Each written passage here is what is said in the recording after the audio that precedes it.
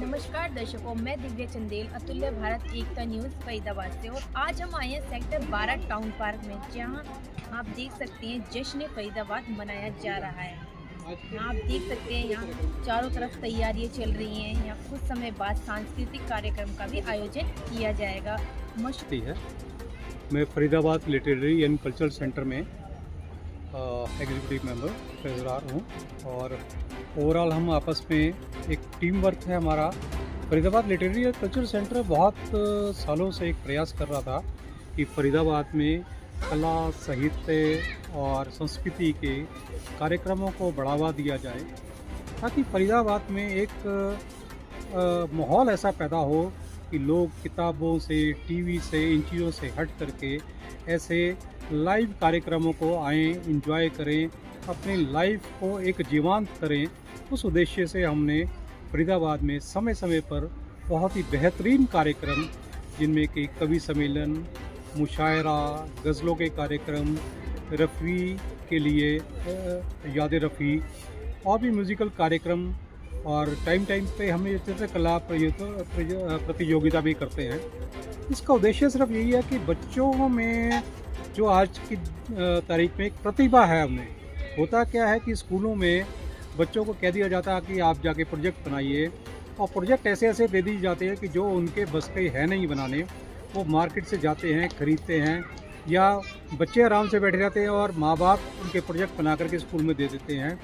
उससे हट करके हम चाहते हैं कि बच्चे आएँ, खुद आकर के अपनी प्रतिभा का यहाँ पे प्रदर्शन करें और अपनी जो भी उनके ख्वाब हैं, जो अपने इमेजिनेशंस हैं, उनको पेपरों में उतारें और उसको सामने रखें। इस उद्देश्य से हम एक चित्रकला प्रतियोगिता का आयोजन करते हैं। उनकी मेंटली ग्रोथ हो, मेंटल ग्रोथ भी हो, इमेजिनेशंस। हमने ऐसा होता है एक नॉर्मल लोगों को माइंड में है कि जब आप ड्राइंग बना रहे हो, पहाड़ बना दिए, नदियाँ बना दी, पेड़ बना दिए। हम इन चीज़ों से हट करके, जैसे कि इस बार हमने कुछ इनको ग्रुप्स, हमने इनमें 5 ग्रुप बनाए थे, 6 to 9, 10 to 12, 13 to 15 और 16 to 18 और अबव 18 भी। मतलब अबव 18 में हम ये उम्मीद करते हैं कि जो आपके यूनिवर्सिटीज़ में, कॉलेज में भी जो लोग गए हैं, जो कि शायद अभी उनको अपनी चित्रकला प्रतियोगिता का मतलब शो ऑफ करने का या उसको करने का समय नहीं मिलता, या वो बाहर नहीं आते, वो भी आए। पर बड़ी खुशी की बात है कि छोटे बच्चों में तो उत्साह था ही था, इस बार 18+ ग्रुप में बड़े लोग आए और उनकी हम पेंटिंग देख करके हम भी खुशी हुई और बच्चों ने बहुत अच्छे तरीके से किया। हमने इन्हें 5 कैटेगरीज में उनको एक टॉपिक्स दिए थे। वो टॉपिक नॉर्मली अपनी लाइफ के साथ ही जुड़े हुए हैं, आपके प्रकृति के साथ जुड़े हुए हैं। उन पे आप अपनी इमेजिनेशन और आपकी सोच इस दुनिया को बेहतर बनाने के लिए क्या हो सकती है, ताकि पर्यावरण के लिए, इस दुनिया के लिए, इस समाज के लिए आप क्या करना चाहते हैं, उस टॉपिक्स पे आप अपने इमेजिनेशन से कीजिए। और बड़ी खुशी की है, लगभग 400 के करीब बच्चे इस बार आए थे, क्योंकि बच्चे तो उसके बाद भी थे। एक पर्टिकुलर डिसिप्लिन मेंटेन करने के लिए हमने इस बार किया था कि सारे के सारे ऑनलाइन रजिस्ट्रेशन हमने इनवाइट किए थे। आप एक हमने QR कोड दिया था, उस QR कोड को आप स्कैन करके आपके पास एक फॉर्म खुलता था, जिसमें आपने अपनी पूरी डिटेल भरनी है, आपकी एज ग्रुप क्या है, किस स्कूल से हो और आपके कॉन्टैक्ट डिटेल्स क्या हैं, ये सारी डिटेल आपको भरनी है। प्लस ईमेल आईडी पे भी कर सकते हैं। इस सारे डेटा का जो हमारे पास आया, उसकी हमने कंपाइलेशन करने के बाद यहाँ पे लिस्टें बनाई थी और उन बच्चों को आज हमने प्रतियोगिता के लिए यहाँ पे इनवाइट किया था। कितने बच्चे से कंपटीशन में से? लगभग 400 के करीब बच्चे आए हैं। विनर हुई सर? विनर तो देखिए, हर कैटेगरी में हमने 3 फर्स्ट, सेकंड, थर्ड प्राइजेस लिखे हैं और बच्चों को प्रोत्साहन देने के लिए इस बार ही हमने कैश प्राइजेस प्लस उनके लिए बहुत ही बेहतरीन अपनी FLCC की ट्रॉफ़ी, हमारा जो लोगो है उसकी ट्रॉफ़ी हमने उनके लिए बनवाई है, वो हम देंगे, ताकि बच्चे एक स्मृति के रूप में अपने पास रखें। प्लस सारे बच्चों को, जितने बच्चों ने पार्टिसिपेट किया है, उनको पार्टिसिपेशन का सर्टिफिकेट मिलेगा, ताकि एक यादगार उनके रहे, प्रोत्साहन रहे कि हम प्रतियोगिता में गए थे। जो विनर्स हैं, जैसे अभी आपको बताया, उनको cash prices, trophies plus winning के जो सर्टिफिकेट्स हैं फर्स्ट, सेकंड, थर्ड के, वो उनको दिए जाएंगे। ये हमारी प्रतियोगिता का आज है और बड़े उत्साहित है कि आज बच्चों ने बड़े जोश से यहाँ पे पार्टिसिपेट सर जो रजिस्ट्रेशन होता है उस रजिस्ट्रेशन को आप किस तरीके से बताते हैं, मतलब स्कूल्स में से भी इंफॉर्मेशन दी जाती है या कि पूरे फरीदाबाद में ये चीज़ फैलाई जाती है, और फैलाई जाती है तो कैसे फैलाई जाती है ताकि हर बच्चे को इस बारे में अवगत कराया जा बहुत सके? अच्छी बात है।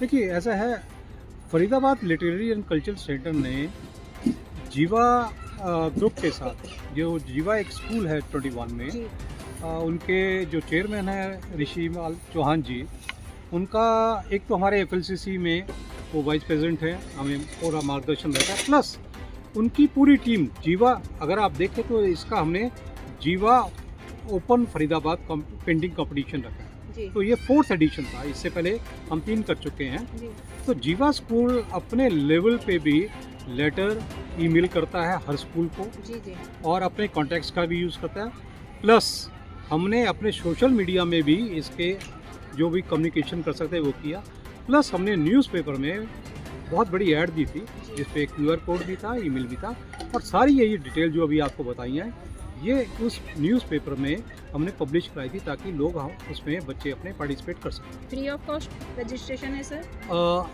ये आपने बड़ा एक रेलिवेंट क्वेश्चन है। नॉर्मली क्या होता है कि जो भी संस्थाएं ऐसे कार्यक्रम करती हैं, जी, हमारे जी। जो कला संस्कृति और साहित्य के जो कार्यक्रम जी। हैं ये टोटली फ्री है। हमारा उद्देश्य ये है कि कहीं पे किसी को ये ना हो कि हमें इस कार्यक्रम के लिए अपनी जेब ढीली करनी पड़ती है।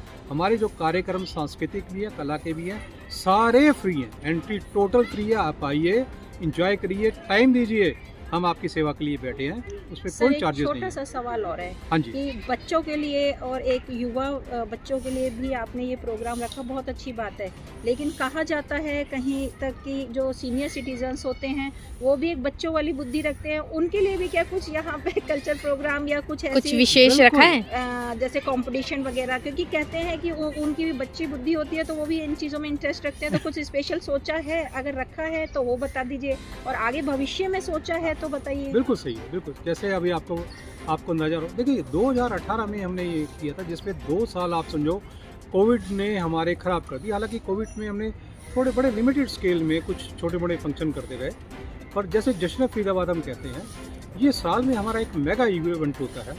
2 दिन या 3 दिन के लिए हम कार्यक्रम करते हैं। पहले हमने एक ऑडिटोरियम, जो अपना MCF का ऑडिटोरियम जी जी जो अपना फरीदाबाद में है, उसमें हमने 2018 में कार्यक्रम किया था। उसके बाद भी एक कार्यक्रम किया जो कि बहुत मेगा हिट रहे हैं और जिसमें बहुत मशहूर शायर और परफॉर्मर्स आए थे। अनफॉर्चुनेटली एक ही सभागार है, एक ही सेंटर है, पर उसको प्रशासन ने मेंटेन नहीं किया। अब हमारे लिए समस्या ये खड़ी होती थी, आपने कार्यक्रम करना है तो कहाँ करो।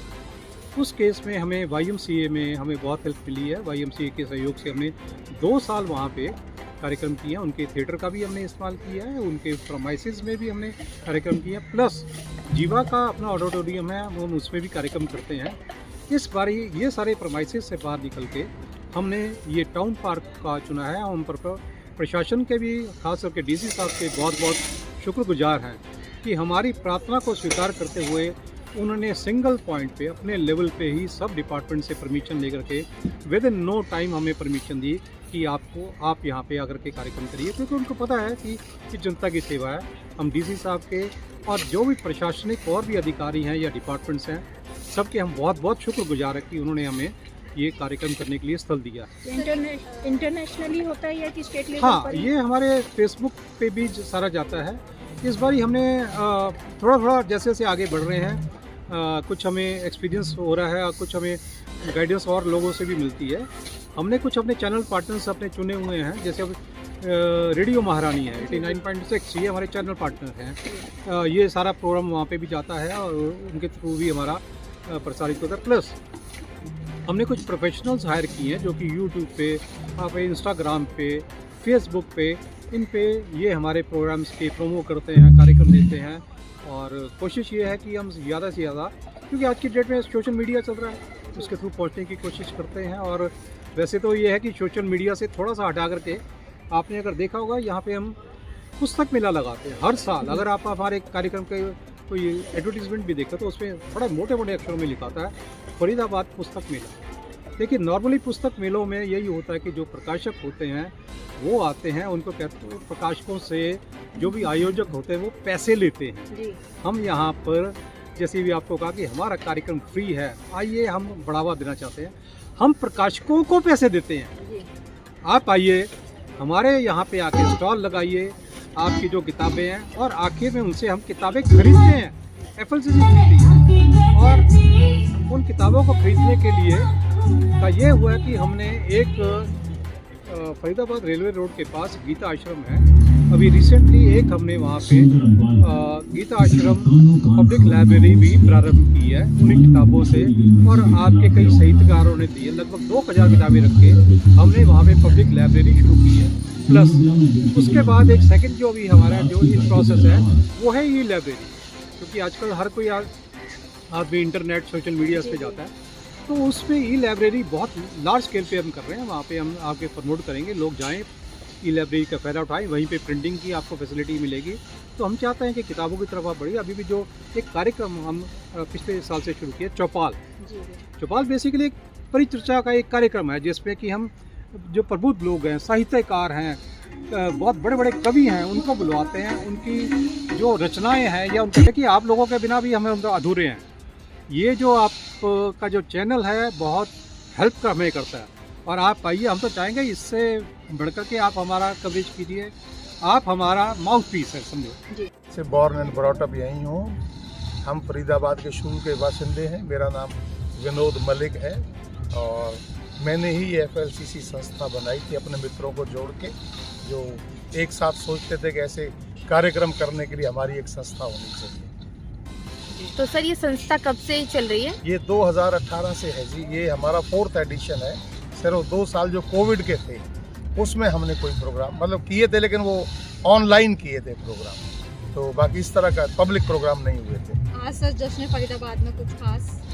आज सुबह तो पहले वो था अपना पेंटिंग कंपटीशन था, जिसमें तकरीबन 500-600 बच्चों ने हिस्सा लिया है।